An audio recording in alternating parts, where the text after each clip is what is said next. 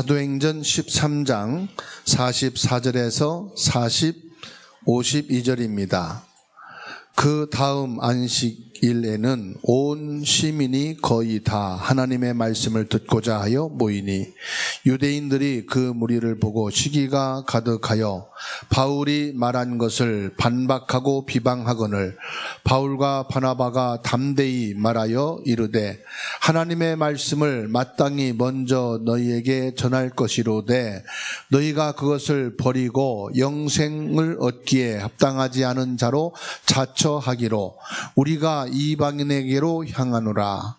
주께서 이같이 우리에게 명하시되 내가 너를 이방의 빛으로 삼아 너로 땅끝까지 구원하게 하리라 하셨느니라 하니 이방인들이 듣고 기뻐하여 하나님의 말씀을 찬송하며 영생을 주시기로 작정된 자는 다 믿더라. 주의 말씀이 그 지방에 두루 퍼지니라. 이에 유대인들이 경건한 기부인들과 그 신의 유력자들을 선동하여 바울과 바나바를 박해하게 하여 그 지역에서 쫓아내니 두 사람이 그들을 향하여 발에 티끌을 떨어버리고 이고니온으로 가거늘 제자들은 기쁨과 성령이 충만하니라. 아멘. 어느 시대든지요, 복음을 싫어하는 자들이 있고요, 복음이 증거되고 많은 사람들이 복음을 믿고 구원받는 성령의 역사가 일어나면 그거를 못마땅해 여기고 막 막으려는 자들이 있어요. 그렇지만 성령의 인도받는 사람은 그거하고 전혀 관계가 없어요. 뭐 환경이 안 좋다, 복음을 안 받고 복음을 박해한다, 싫어한다. 성령 인도받는 사람은 그거는 전혀 문제가 안 돼. 왜 그러냐? 하나님의 절대 언약을 가진 자들이기 때문에 흔들리지 않습니다. 또 응답과 큰 역사가 일어나도 거기에 절대 흥분하지 않습니다. 그런데 지금까지요, 우리가 복음을 받고 복음 안에 있으면서 이 복음이 어마어마한 축복이고 하나님의 은혜이고 가장 값진 것이고 행복한 것인데 이 복음을 힘들고 막 부담되고 복음 그러면 뭔가가 막 참아야 되고 막 억눌러야 되고 이렇게 알고 또 그렇게 전달이 되어졌단 말이에요. 신앙생활을 오래 한 사람들, 오래된 가정을 보게 되면은 막 믿음이 생기고 그 복음의 축복으로 행복해야 되는데 오히려 반대 현상이 나타나는 것을 보게 됩니다. 나는 복음이 싫어. 그리고 신앙생활하는 것은 더더욱이 부담이 돼. 그래서요, 빗나가는 경우가 있어요. 혹시 여러분 어떻습니까? 복음이 귀하고 기쁘고 행복하고 내가 이 복음 속에 있는 것이 너무 축복이다. 자부심이 있습니까? 아니면은 나는 이 복음 받고 복음 안에 신앙생활을 하는 것이 부담된다. 그런 분이십니까? 여러분, 복음은요, 가장 가치 있고 좋은 것이에요. 이 복음에 대한 자부심이 여러분 안에 있어야 돼요. 복음 가진 부모를 만난 것이 나는 행복이다. 복음의 가정에서 태어난 것이 축복이다. 이렇게 복음이 전달이 돼야 돼. 그래서 나도 부모님처럼 믿는 사람이 돼야 되겠다. 이렇게 행복한 복음으로 전달이 되어야 돼. 나는 부모가 믿는 것은 안 믿어. 너무 막 누르고 무조건 참아야 되고 손해봐도 바보처럼 그냥 가만히 있어야 되고 틀린 것을 가르쳐서 바른 말 하면은 나는 복음 가진 사람이 왜 그러냐고 그러고 그렇게 믿을 바에는 나는 복음 싫어. 복음을 너무 참고 누르고 희생하는 거로만 전달이 돼서 그래요. 성경을 보고 있다면요, 아브라함이 믿는 여호와 하나님을 그 아들 이삭이 믿게 됐어요. 이삭이 믿는 여호와 하나님이 그 아들 야곱이 믿게 돼요. 그리고 요셉이 이 어마어마한 복음의 축복을 그렇게 어렵고 완전히 무너진 상황에서도요, 최고의 응답을 누리게 됐어요. 분명히 성경을 보게 되면 언약은 축복이다. 신앙생활은 최고의 행복이다. 이 복음을 가진 것이 하늘과 땅에 어마어마한 것을 가지고 있는 모든 것이다. 이렇게 전달이 돼. 복음을 억지로, 인본주의로, 막 신비주의로 가르치고 전달이 되어지면은 나중에요, 그 사람이 종교인이 되고 오히려 복음을 막는 자가 되게 됩니다. 정말 저와 여러분들이 하나님 앞에서 복음이 자부심이 생기고 감사가 넘치게 되는 축복이 있기를 주님의 이름으로 축원합니다. 하나님의 말씀은요, 최고의 언약이에요. 히브리서 4장 12절에 하나님의 말씀은 살아있는 말씀이요 생명이 있다, 이렇게 말씀하고 계셔요. 성경은 성령의 감동으로 기록된 것이기 때문에 완벽한 하나님의 말씀입니다. 그래서요, 자녀와 후대들에게, 내 주변에 있는 사람들에게 복음이 바르게만 전달되면은 다 살게 돼 있다. 요한복음 4장 24절에 하나님은 영이시니, 하나님은 사람의 눈에 안 보이게 돼 있어요. 나 하나님 봤다, 그 이상한 사람이에요. 그러니까는 어떤 사람들은 하나님 보여줘, 내가 하나님 보고 믿을게, 이런 사람이 있는데요, 그거는 정신이 좀 이상한 사람이에요. 하나님은 볼 수도 없고 보여지는 분이 아니에요. 영이시기 때문에 그래요. 그래서 하나님이 말씀을 주신 거예요. 하나님은 영이시고 영이신 하나님을 볼 수도 없고 만질 수도 없고 만날 수도 없기 때문에 말씀을 주셨다니까요. 그래서 요한복음 14장 6절에 사람이 하나님을 만나려고 애를 쓰고 노력하고 모든 인생을 거기 투자해도 못 만나. 그래서 하나님을 만나는 길을 열어주셨는데 그 길이 예수 그리스도라.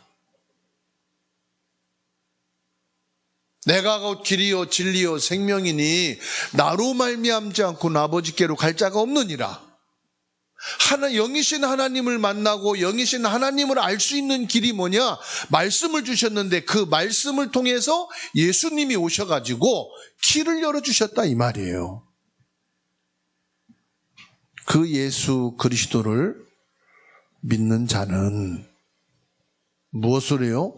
참된 왕으로 오셔서 사탄을 꺾으신 그리스도로, 참된 제사장으로 오셔서 저주 재앙의 원죄를 끝내신 그리스도로, 참된 선지자로 오셔서 우리에게 생명과 천국 백성이 되어지는 구원의 길을 열어주신 그리스도로 믿는 자는 구원을 받게 되는데, 에베소서 1장 3절에 구원받았다는 증거가 뭐냐?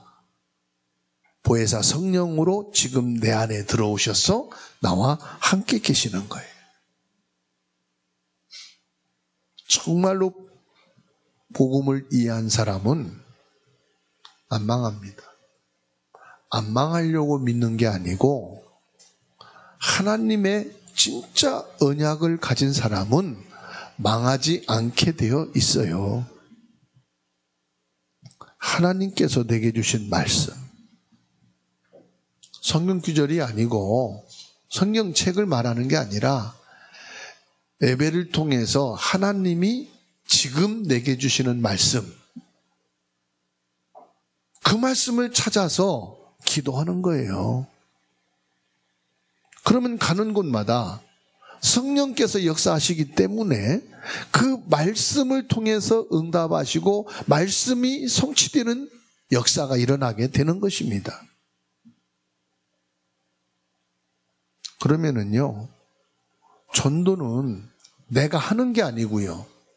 전도는 시간표가 옵니다. 여러분 남편, 부모, 자녀들을 겁박하고 예수 안 믿으면 용돈 없어. 예수 안 믿으면 너에게는 아무것도 해줄 수 없어. 협박하고요. 꼬시고요. 설득하고요. 강제로 끌어다가 예배당에 앉혀놓는다고 구원받습니까? 아니에요. 그 마음의 문이 열리는 시간표가 있어요. 사도행전 16장 14절 15절에 주께서 루디아의 마음을 여사, 성령께서 그 마음을 여셔야 된다 이 말이에요. 사도행전 10장 1절에서 45절 고넬료 집안의 전도의 문을 성령이 여시는 거예요. 그래서 예수님이 우리에게 부활하셔서 감난산에서 주신 말씀 중에 최고의 말씀이 뭐냐? 기다리라. 참으라는 게 아닙니다. 기다리라는 거예요. 겁박하고 꼬시고 그래가지고 예배당에 끌고 와서 예배드리게 하라 이게 아니라 기다리라. 성령께서 그 마음의 문을 여시사 예수를 그리스도로 고백하고 믿는 그 시간표가 있다 이 말이에요. 그래서 초대교회는 보세요. 처음으로 초대교회에 모인 사람들, 없는 사람들, 무식한 사람들, 병든 사람들, 오갈 데 없는 사람들이 모였거든요. 이런 사람들 가지고 어떻게 세계복음 하겠느냐? 그게 시간표예요. 무슨 시간표예요? 이 사람들이 말씀으로 답을 얻고 이 사람들이 말씀으로 응답을 받고 이 사람들이 예수가 내 인생의 그리스도구나 생명건 제자들이 딱 세워지게 되고 이 사람들이 중직자로 제자로 준비가 되니까요. 그때부터 성령께서는 계속 전도의 문을 열어가시고 선교의 문을 열어가시는 것을 보게 됩니다. 그래서 전도는 시간표다. 시간표를 아는 사람은 절대 언약인 이 복음을 갖고 있으면 다 살리게 돼 있어요. 이번 주에 저 충주 가서 캠프를 하고 주말에는 전북대학교 6개 나라의 유학생들이 와서 한글 공부도 하고 산업 인턴십을 해요. 12주 3개월 동안 하고 나니까 학교 시험 치고 방학하고 딱 맞게 됐어요.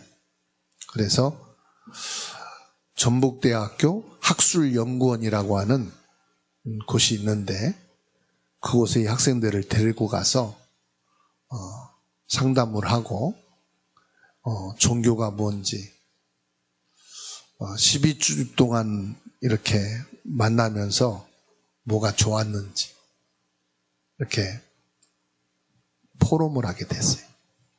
그런데 그 중에 옴스크라고 하는 나라에서 유학 온 여학생인데요. 똑똑해요.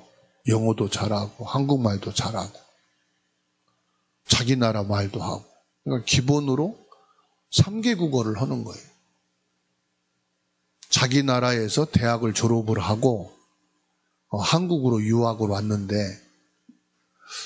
전 세계에 학교가 잘 홍보된 것이 경북대학교하고 전북대학이래요.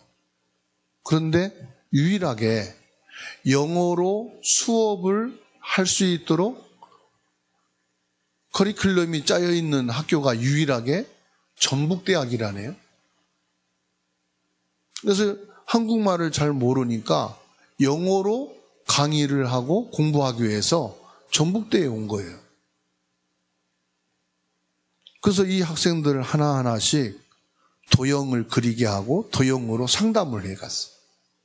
그러면서 자연스럽게 신앙에 대해서 이렇게 물어보게 됐어요.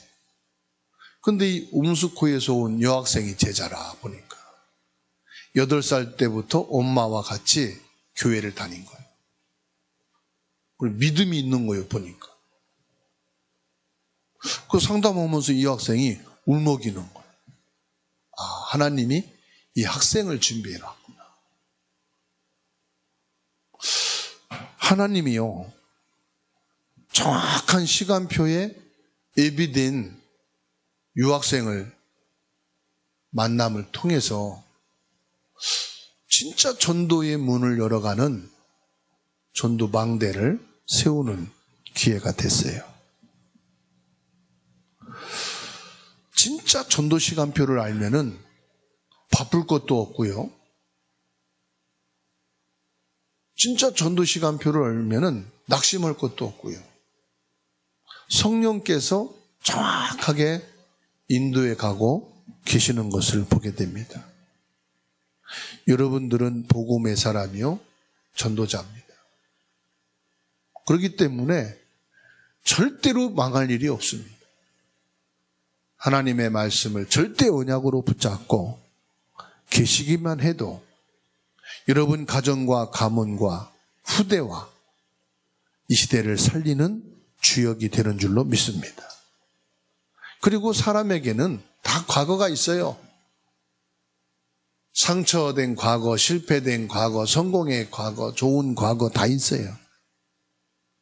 이제부터는 내 과거가 어쨌고 그런 말 하지 마세요. 이거를 기도 제목으로 삼으십니다. 기도 제목으로 삼으라니까 과거를 놓고 또 기도합니다. 그런 말이 아닙니다. 과거를 발판 삼고 나의 기도 제목으로 삼으라, 이 말은 하나님, 과거에 내 생각이 잘못되어 실패한 그 실패의 길을 다시는 가지 않는 성령 인도 받는 사람 되게 해주세요. 이렇게 기도 제목으로 잡으라는 거예요. 과거의 내 상처, 이것 때문에 지금까지도 너무 힘든데 더 이상의 절대 언약을 붙잡고 상처가 아닌 사람을 치유하고 살리는 사람이 되게 하옵소서. 지금 문제를 가지고 있지 말고 발판 삼고 기도 제목으로 삼아서 하나님의 말씀을 다 정리하고 그 말씀을 기도 제목으로 붙잡아야 됩니다.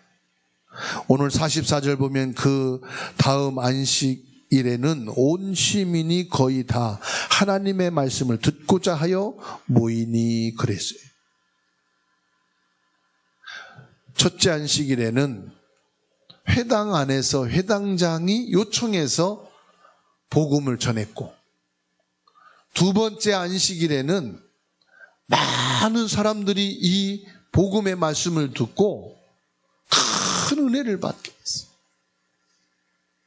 그래서 그 다음 안식일에는 이제 회당에 모일 수 없을 만큼 시민 거의 대부분이 모이게 되어서 이 사람들이 복음을 받고 큰 믿음의 역사가 일어나게 된 거예요. 그러니까 50절 보세요. 유대인들이 경건한 기부인들과 그 시내의 유력자들을 선동하여, 유력가라는 것은 정치인을 말하는 거예요. 힘과 권세를 가지고 있는 사람들을 선동해서 뭐합니까? 바울과 바나바를 박해하게 하고 그 지역에서 내쫓아버린. 그러면 낙심이 되겠죠. 왜 이렇게 복음운동하는데 핍박이 심한가? 다 믿을 수 있는 기회인데 왜 이렇게 어려울까? 그럴 수 있겠죠. 52절 보세요. 제자들은 기쁨과 성령이 충만하니라. 성령의 사람들은 많은 사람들이 호응하고 복음 속에 와도 핍박하고 선동하고 비방하고 반박하고 막 고난을 주어도 그게 문제가 아니라 이 말이에요. 왜요? 하나님의 시간표를 알기 때문에. 오히려 핍박과 고난을 발판으로 삼고 뭐하기 때문에 기도를 한다 이 말이에요. 핍박과 어려움을 인간적으로 보면 낙심이 되지만 하나님의 계획으로 바라볼 땐 기도가 되고요. 오히려 하나님의 인도를 받게 되어 있습니다. 시대마다요. 복음을 막는 자들은 다 있었어요. 여러분 학교에 가도요. 복음을 막는 자들이 있어요. 가정에서도요. 복음을 싫어하는 자녀들이 있어요. 친구들 중에도요. 복음 얘기하면 싫어하는 애들이 있다니까요. 오히려 교회를 다닌다고 하는 사람들이 그럽니다. 아유, 그렇게 티내게 믿지 마. 그렇게 막 억압해서 믿지 마. 그냥 자유롭게 편안하게. 여기는 교회 얘기, 성경 얘기 하면은 고리타분해. 좀 우리끼리 통하는 그런 시간을 갖자. 그러면서 복음을 막습니다. 여러분, 하나님이 요셉을 부르시고요. 애국과 시대에 복음을 전하려고 하니까 이 요셉을 방해한 자들이 누구죠? 형제들이에요, 형제들. 오히려 형제들이 이 요셉을 막았다니까요. 그런데 보세요. 나중에 그 형들이 어떻게 됐어요? 요셉에게 와서 무릎 꿇고 생명을 구하게 됐잖아요. 초대교회가 참복음을 증거하니까 이스라엘과 유대교, 종교를 가진 자들이 어떻게 했죠? 복음을 오히려 막았어요. 성경을 보면은 진짜 복음을 가진 사람, 진짜 전도자들을 누가 막았느냐? 성경을 들고 있는 기독교인들이 막았다는 거예요. 오늘 45절 말씀 볼까요? 유대인들이 그 무리를 보고 시기가 가득하여. 뭐가 가득해요? 시기가 가득. 왜 우리는 안 되는데, 우리는 못하는데 너만 잘 되고 너는 잘하느냐? 많은 사람들이 바울과 바나바를 따르며 복음의 말씀을 받고 은혜 받고 살아나는 걸 보고 시기가 나. 희한하죠. 친척들 중에도요. 내가 참된 복음을 알고 참된 믿음에 있으면은요. 먼저 교회 다니는 사람들이 막 핍박하고 막아요. 그러면서 막 이단이라고. 잘못된 데 빠졌다. 왜 그래요? 시기심이 나와가지고. 그러면서 뭡니까? 반박하고 비방한다. 50절에 이에 유대인들이 경건한 기부인들과 그 신의 유력자들을 선동하여 바나바와 바울을 박해하고 그 지역에서 아예 쫓아내버려. 여러분, 복음을 막는 자들은요 망하게 돼 있어요. 결국은 복음 앞에 무릎 꿇게 돼 있어요. 이스라엘 나라가 어떻게 돼 있습니까? 결국은 없어졌어요. 유대인들은 전 세계로 흩어져 가지고요. 유리방황하게 됐어요. 반대로 초대교회가 오직 복음, 예수가 그리스도다. 하나님의 아들로 오셨는데 십자가에 못 박혀 죽은 자를 3일 만에 부활하셨어요. 하나님 보좌 우편에 계시면서 약속하신 그 성령으로 지금 우리와 함께 계시고 역사하신다. 이 복음을 증거하는 이 복음은 전 세계로 흩어진 모든 이방인들에게 증거돼. 하나님께서는 복음 운동하는 자 절대로 망하지 않게 하십니다. 절대 언약을 붙잡게 되기를 주의 이름으로 축원합니다. 47절에 주께서 이같이 우리에게 명하시되 내가 너를 이방의 빛으로 삼아 너로 말미암아 땅끝까지 구원하게 하시리라. 그렇습니다, 여러분. 하나님이 저와 여러분들을 왜 부르셨느냐? 237 나라와 5천 종족 이방인에게 이 그리스도의 복음의 빛을 비추라고 부르신 줄로 믿습니다. 땅끝이 어디냐? 이방인이에요. 땅끝이 어디냐? 우리 가족 중에 복음 받지 못한 사람. 땅끝이 어디냐? 우리 학교 안에, 직장 안에 이 복음과 전혀 관계없이 사는 사람들이 땅끝이라. 이들에게 복음의 빛을 비추라고 저와 여러분을 부르신 줄로 믿습니다. 48절에 이방인들이 듣고 기뻐하여 하나님의 말씀을 찬송하며 영생을 주시기로 작정된 자는 다 믿더라. 하나님께서 구원하시기로 작정된 자는 구원받게 되어 있습니다. 마음의 문을 열고 예수를 그리스도로 고백하게 되어 있어요. 내가 열심히 이 사람은 설득하고 선물을 주고 그래서 이 사람을 교회로 데리고 오는 게 중요한 게 아니고 구원을 받게 해준다 이 말이에요. 예수를 나의 구주로 믿고 참된 언약을 붙잡을 수 있도록 49절에 주의 말씀이 그 지방에 두루 퍼지니라. 복음은 확산되게 돼 있어요. 빛은 비춰지게 돼 있어요. 중요한 것은 내가 성령 인도 받으면 돼요. 성령 인도 받는 게 뭐냐? 절대 언약을 붙잡는 거예요. 성령 인도 받는 게 뭐냐? 복음 속에 있는 거예요. 복음으로 행복하고 복음으로 감사하고 복음이 기쁘고 야, 내가 이 복음 갖게 된 것이 최고의 축복이구나. 자부심을 가지고 여러분들이 이 복음을 누리고 있으면은 다 살리게 되는 줄로 믿으시기 바랍니다. 결론으로 하나님께서 주시는 이 언약을 붙잡고 나 자신을 비추면서 그 말씀을 정리해야 돼요. 여러분, 복음은 절대로 바뀌거나 없어지지 않습니다. 우리가 사람의 말도 듣고 사람도 귀하게 여겨야 되겠지만은 하나님의 말씀을 확실하게 붙잡아라. 친구들 때문에 사람의 말 때문에 하나님의 말씀을 놓친다면은 그 사람은 망할 사람이에요. 예수를 그리스도로 믿고 구원받은 사람이 확실하다면 성경 규절이 아닙니다. 그 말씀을 정리해서 나의 기도 제목으로 삼고 그 말씀을 붙잡고 뭐 하느냐? 정시기도 무시기도 하는 거예요. 다시 말하면 말씀 묵상의 시간이 있어야 된다 이 말이에요. 말씀 묵상하면 어떻게 됩니까? 말씀이 정리가 되잖아요. 정리가 되어진 것을 기도 제목으로 한두 줄로 딱 정리해 놓고 그걸 놓고 정시기도 하고요. 무시로 회사를 갈 때 또 회사에서 일하면서 쉬는 시간에 그 기도 제목을 읽으면서 기도하는 거예요. 처음에는 잘 안 되죠. 말씀을 정리하려면 잘 안 돼요. 복잡하기도 하고. 그런데요, 계속 말씀을 정리하다 보니까요, 말씀이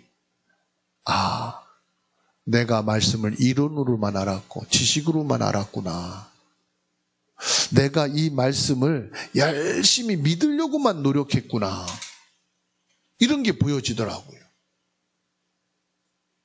그 말씀을 묵상하면서 정리하다 보니까 내가 약한 부분들을 알게 되고 내가 오버했던 것을 또 확인하게 되고 내가 미처 몰랐던 것을 깨닫게 되고요. 그래서 그 말씀을 묵상하면서 쭉 정리하니까 자연적으로 내게 기도가 정리가 돼요. 이게 반복이 되고 반복이 되면은 내게 뭐가 생기느냐? 확신이 딱 생겨요. 그래서 마음에 힘을 얻고 내 생각도 힘을 얻고 내 영이 힘을 얻게 되는 겁니다. 이게 보좌의 축복이에요. 이게 보좌에서 주시는 힘이에요. 이때 말씀을 통해서 내 가슴에 다 메시지가 담겨져요. 그게 보좌에서 주시는 미션이에요.